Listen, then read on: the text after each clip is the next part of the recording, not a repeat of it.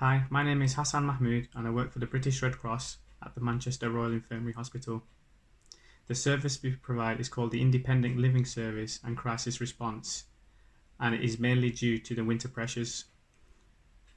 So in a nutshell, what we do is provide a discharge and transport service for the hospital to alleviate the pressure for the ambulance service, whilst also working very closely with the bed managers and the site management team within Silver Command.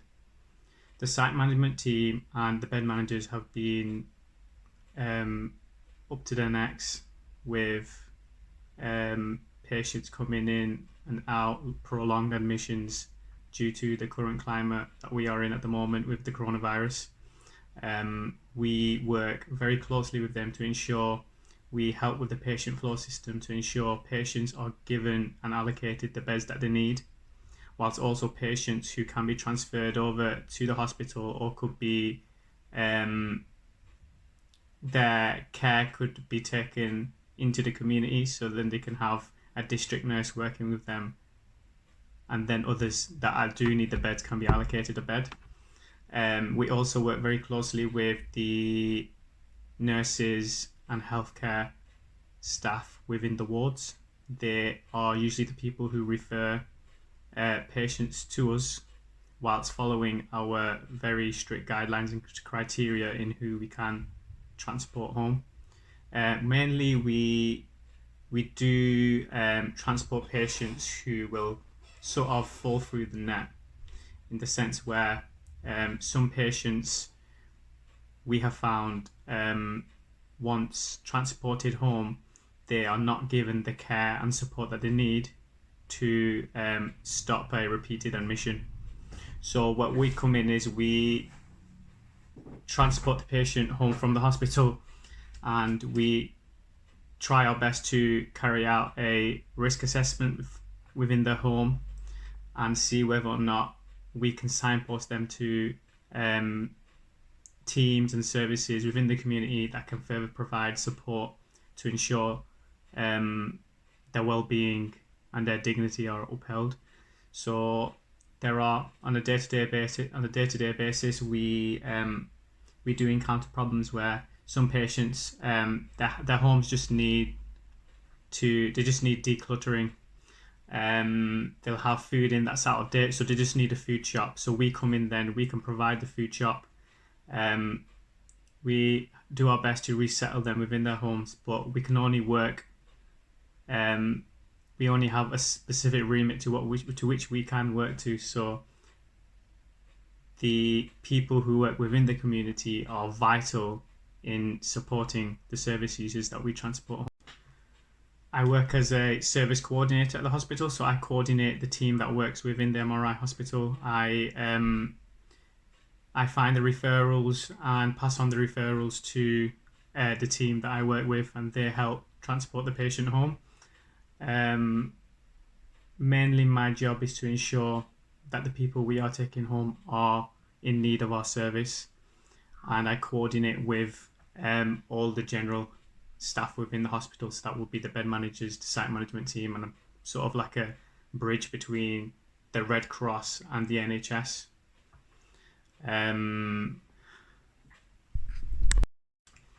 I studied the International Disaster Management MSc. It was a 1-year full course, and from the course, what was highlighted when I started the role was the idea of vulnerabilities for individuals and how it is very difficult on the ground to cater for all types of vulnerabilities. And what I found is what we try to do in our service is to try our best to cater for everyone's individual need. And like I've said previously, those who fall from the net, that don't quite get caught, are the ones that we do target to ensure that they are supported. The greatest challenges of the job is understanding that we can't help our service users to a degree in which we hope we could. but then also knowing that we can lean on other services and teams within the community that can provide that extra service that we can't. And it's just a fine line of with any job that involves some sort of personal contact with people and social care, just getting yourself out of the situation that you're in, because on a day-to-day basis we do encounter situations that are pretty heartbreaking, and you do wonder, or you do hope or wish that you can do more, but there is only as much as you can do that's within your power. During my studies, I did think ahead on what an employer would be looking for, and just in general I enjoy not just studying but also having something else to do within the community, so being hands-on, making good use of my time. So I was volunteering with a charity called Feed, who provide food, clothing and other necessary items like sleeping bags, gloves for the winter, sanitary items, just things like that. So we go around central Manchester with trolleys and kind of do like a circuit. It's like a pre-planned circuit around the central Manchester and provide these items to the homeless. Still continuing to do that. They are looking for volunteers, so feel free, if you are living in the Manchester area, just search them on Facebook or Instagram. They're very, very good. The teams that you work with are always amazing. They do such a good job. And I also started a food bank right at the beginning of the first lockdown in March last year. I started a food bank with a group of friends in my local area in Preston.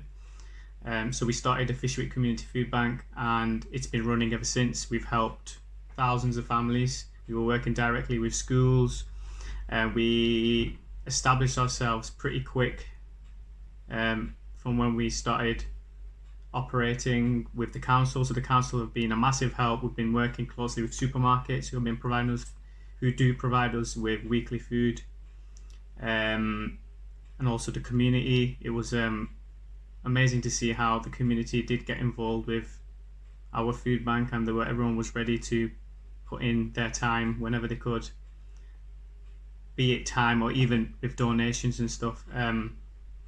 Yeah, we've been very lucky, and it's been a great learning curve for me, because I have been the one pretty much spearheading the food bank and leading the way.